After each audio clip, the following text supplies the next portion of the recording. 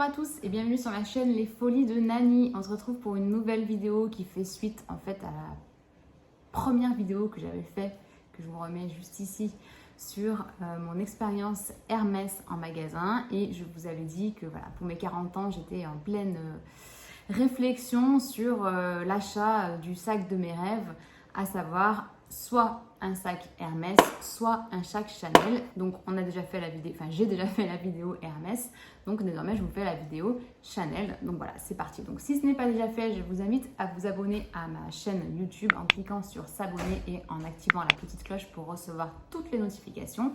Et je vous invite également à me suivre sur ma page Instagram, c'est très simple, c'est le même nom, Les Folies de Nani, puisque c'est là où je suis un petit peu plus active au quotidien. Donc j'ai barré une petite ligne de ma bucket list. Vous allez me prendre pour une folle, mais c'est pas grave, j'assume. En fait, je rêvais de faire 2 jours sur Paris pour arpenter un petit peu tous les magasins de luxe. Et voilà, c'est chose faite. Donc je vous le redis, je vous l'ai déjà dit, c'est pas la première fois que j'en parle. J'avais jusqu'à présent une crainte, une appréhension de pousser une porte d'un magasin de luxe. Et très franchement, je me disais, il faut, quand tu rentres dans ce genre de magasin, c'est parce que tu vas acheter quelque chose. Alors qu'en fait, quand on est prêt à mettre plus de 7 000 € dans un sac, je pense qu'on a le droit d'aller en plusieurs fois dans le magasin pour repérer le modèle qu'on veut, l'essayer, le toucher, l'apprivoiser. Et on n'a aucune obligation d'acheter, en tout cas pas pour la première fois où vous rentrez dans ce magasin. En quelconque magasin d'ailleurs, hein. Pourquoi un magasin de luxe plus qu'un autre magasin? Mais voilà, j'avais cette idée reçue de me dire non, tu n'as pas le droit de rentrer dans un magasin de luxe si tu n'as pas l'intention d'acheter. C'est complètement débile. Donc voilà, je vous invite à aller vous faire votre propre avis et votre propre kiff. Si vous êtes comme moi, si vous aimez le luxe, n'hésitez pas à rentrer dans un magasin pour le plaisir des yeux. Voilà, en plus, les vendeurs le savent, ils sont habitués, je pense, à ne pas forcément faire obligatoirement une vente quand ils conseillent quelqu'un. Et je le redis, c'est tout à fait normal quand on investit autant d'argent dans un sac d'y aller plusieurs fois. Voilà. Donc j'ai eu la chance de passer 2 jours à Paris, d'arpenter un petit peu plusieurs magasins, plusieurs boutiques. Donc je vous laisse avec la vidéo sous forme de vlog, puisque voilà, j'ai sorti mon téléphone et j'ai essayé de filmer du mieux que j'ai pu cette expérience. C'est parti.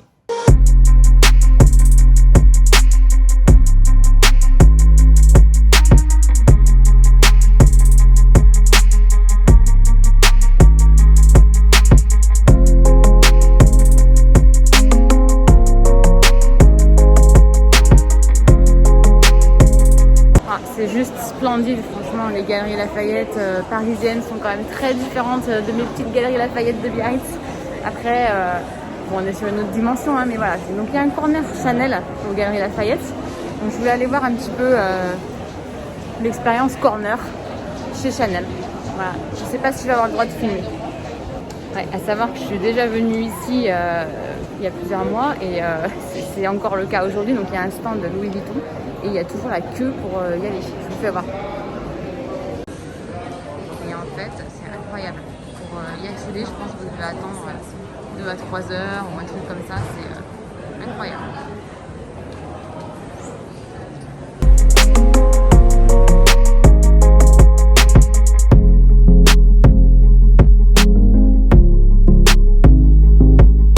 Alors que chez Dior, il n'y a pas la queue, il n'y a personne.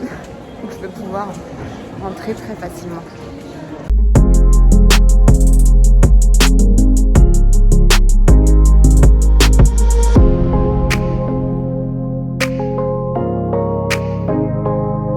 Je vous dis une bêtise, je suis désolée, je suis pas coiffée. Je vous dis une bêtise, il y a la queue aussi chez Chanel.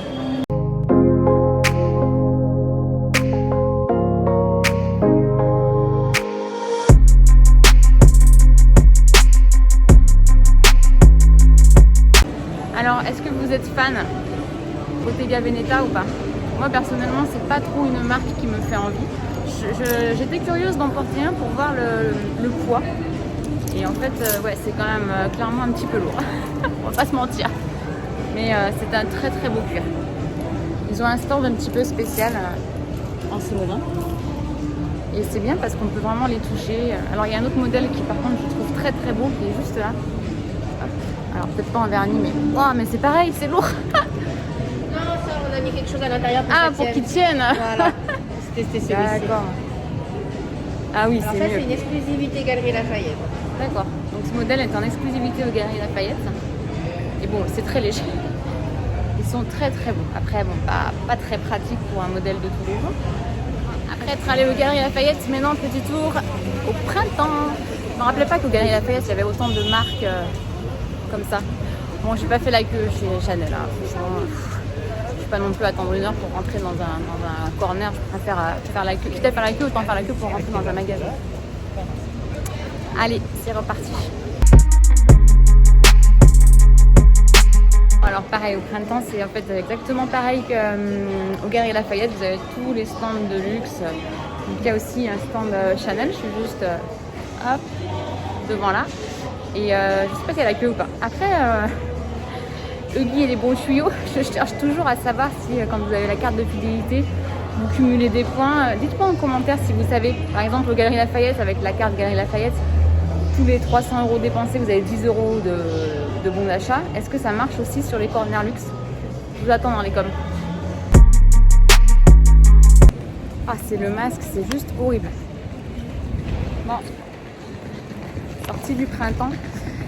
Donc je suis rentrée dans le corner Chanel, mais sur le coup je me suis dit oh, super, il n'y a pas de queue. Il m'a dit bon, vous allez attendre dans le petit salon, salle d'attente. C'est bon, dans la salle d'attente t'as des modèles de sacs que tu peux regarder, donc c'est cool, t'as pas le droit de filmer par contre.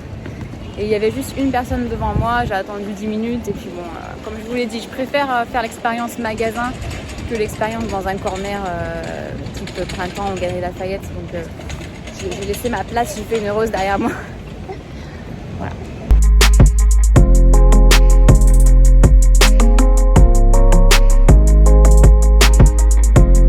J'avais oublié le monde qu'il y avait à Paris. Et les Parisiennes, manifestez-vous. Comment vous faites pour supporter tout ce monde? C'est incroyable. Là, il est 12h30 et il y a une queue mais incroyable à chaque restaurant qui font du takeaway. Nous, c'est vrai que on n'a pas de patience. Quand on voit qu'il y a du monde, qu'il y a une file d'attente pour manger, on va ailleurs. Vous êtes patient, respect.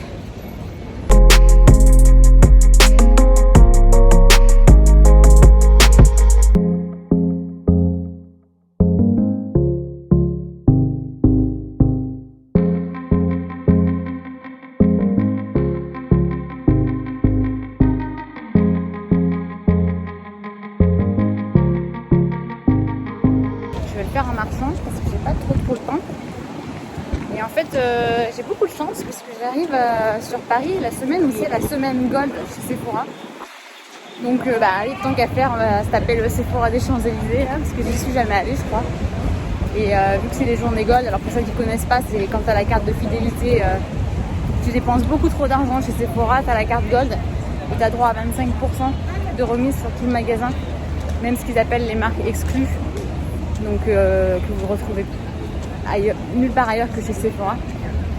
Donc voilà, bon, j'ai pas de craquage en vue, mais pour le plaisir des yeux, je vous embarque avec moi. En principe, quand on est fan de ça, qu'on aime bien le make-up aussi.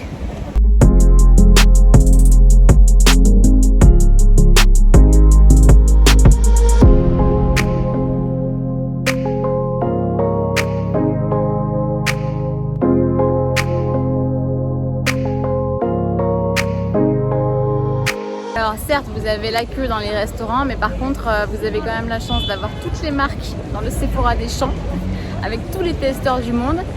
Et franchement, ils sont vraiment paradins sur les cadeaux qu'ils vous font sur les journées Gold. En plus, si vous passez vers des stands sur lesquels vous avez acheté des produits de leur marque, ils vous redonnent des cadeaux par-dessus. Donc voilà, big up Sephora Champs-Élysées, c'était très cool.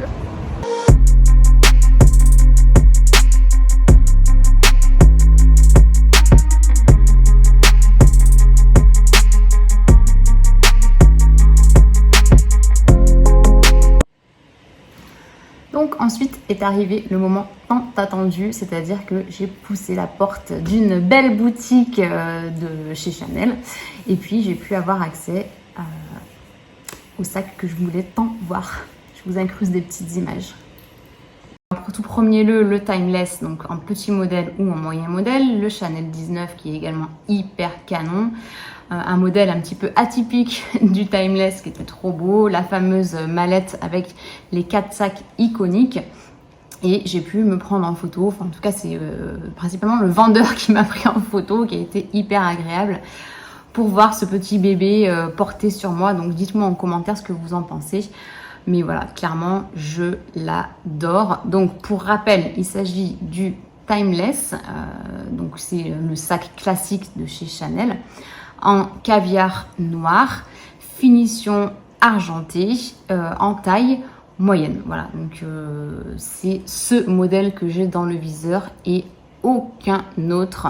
Voilà, je suis 100% sûre de mon choix sur le modèle Chanel. Donc l'avantage de ce modèle-là, c'est qu'à chaque fois que j'ai fait différentes boutiques dans Paris ou ailleurs, il a toujours été disponible en magasin. Donc je pense que c'est pas forcément un modèle qui est sur liste d'attente comme un modèle par exemple chez Hermès. En tout cas pour ma part, à chaque fois que je l'ai demandé, j'ai pu le voir et il était dispo. L'autre avantage, c'est que forcément c'est un très très bon investissement, hein, puisque il a pris une grosse calotte sur en l'espace d'un an. Je pense qu'il a augmenté 3 fois et la dernière augmentation n'a pas été des moindres puisqu'il a pris 1 000 €. Donc c'est un avantage et c'est un très gros inconvénient pour moi en ce moment, parce que du coup il arrive à un prix qui est quasiment inaccessible. En tout cas, une chose est sûre, c'est que je serais obligée de choisir entre Hermès ou Chanel, parce que je m'étais dit que voilà, en économisant vraiment très très bien, je pouvais peut-être essayer d'avoir les deux, mais bon, non, c'était très utopique de ma part et c'est juste impossible. Même en seconde main, en ce moment, voilà, je les regarde, mais j'avais juste envie de pleurer quand je suis retournée sur mon compte Vestiaire Collective et que j'ai vu, je vous insérerai une petite photo, que j'ai vendu, donc le Timeless que j'avais acheté à l'époque en seconde main, je l'ai revendu, alors le prix affiché c'est pas le prix que je l'ai revendu parce qu'elle l'avait négocié et je l'avais vendu 1 500 €, donc c'était en 2016 et aujourd'hui vous n'en trouvez aucun en dessous de je pense dans les 4 000 €, quelque chose comme ça. Donc d'ailleurs, si vous avez des sites de seconde main à me conseiller sur Chanel, des sites sécurisés et puis avec des bons modèles dessus, quoi, hein, parce que Vestiaire Collective et Vide Dressing, franchement, j'arrive pas du tout à trouver mon petit bonheur. Soit c'est vraiment du très très old, soit c'est à des prix proches du neuf et je me dis que pour rajouter alors entre guillemets 1 000 €, je préfère patienter et acheter clairement un neuf sur lequel je suis certaine de l'investissement, de la provenance, et puis de me faire un vrai kiff d'achat en magasin, hein, qui n'a rien à voir avec un achat sur des sites de revente de seconde main. Donc voilà mon petit tour chez Chanel. Donc j'espère que cette vidéo vous a plu. Moi en tout cas c'était un vrai bonheur de partager avec vous cette expérience-là. Si vous avez aimé la vidéo, je vous invite à me mettre un petit pouce en l'air et à me laisser un petit commentaire, ça me fait toujours plaisir de vous lire. Et puis je vous dis à très bientôt pour une prochaine vidéo. Ciao!